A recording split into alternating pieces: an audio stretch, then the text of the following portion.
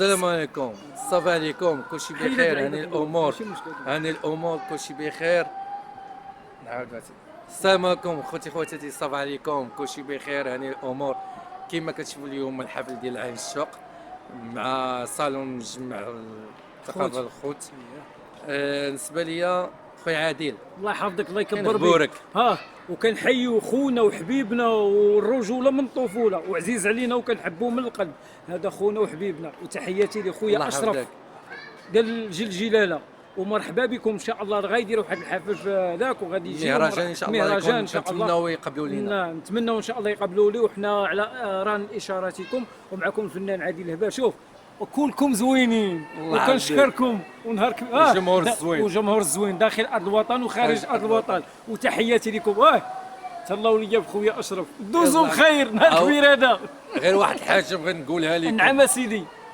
كاع اللي كيحسبونا عداوه راه كنديروه قدامكم، ولكن حنا الفن اللي هو الثقافه عمرنا ما غنكونوا عداوه. ضروري لابد من اليوم معلوم ترجع فيه من ظالم. شوف انسان قد ما كتعدى قد ما واحد النهار تحتاج ما تلقاهم في الجنه. معلم هذاك الشيء قد ما نكونوا خوت قد ما الضحك والنشاط. وشوف اللي بغى يدير عداوه مرحبا به، اللي ما بغاش يدير عداوه مرحبا به. حنا خوت، اللي بغانا مرحبا به، واللي ما بغاناش مرحبا به. كلشي ديال الله.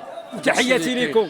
غير واحد الحاجه، اييه واحد الحاجه بغيت نقولها خويا عادل، باش بزاف اللي كيمشيو غالطين. انا بالنسبه لي كيقول لي في النفاق، انا بالعكس، انا كما كنوقع واحد الاغلاط اللي كيتهموا بنادم اش كندير. كنقول انا انت درويش، انا كنبغي نقول كنسمع من الفم بنادم ونشوف يجيش نقلي وتعامل معاه عاد نقول غندير معاه العداوه. ولكن قال انا كنسميها لكم اذاعه القنوفه. مرحبا. كل عدو تلاقوا ما يقول. تحياتي لكم. ولكن بالنسبه لينا حنا خصنا نقولوا بان كل حاجه خوت، اللي بغينا نخدموا نكونوا بعضياتنا خوت. واللي قال لي قالوا عادل دار ما دار، ولا هذاك فلان دار والاخرى دارت، حنا خوت. انا ما كنتيقش، خاصني تشوف بعيني ويجي بنادم شنق عليه ويعيرني، عاد كنقول غندير معاه العداوه.